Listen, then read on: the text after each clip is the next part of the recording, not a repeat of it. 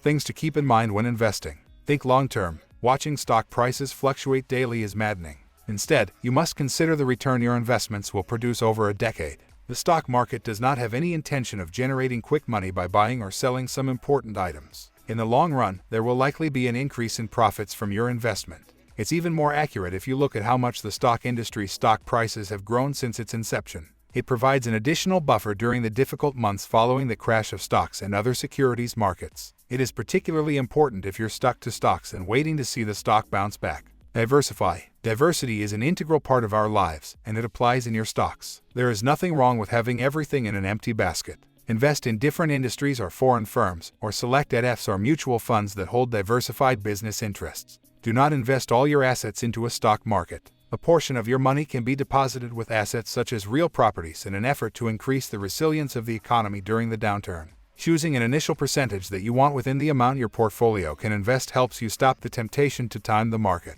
Understand your risk tolerance. Another crucial aspect of investing before investing is to assess your financial situation. Important factors affecting our risk profile include age, family status, money, and how fast you need this money. If you are young, you can afford riskier portfolios. You might also want more conservative investment decisions when you reach retirement age. These factors can affect whether to buy shares of less solid but growing companies. A good question to ask is, how will this impact your finances if the stocks fall? Have clear objectives. It's not advisable to simply invest in any investment. Set yourself a target to reach, such as reducing the risk of debt to retirement or buying an apartment. This can also help you stay focused if markets are volatile. You have to keep revisiting them though. Change happens in life, so you need to change things in the long run.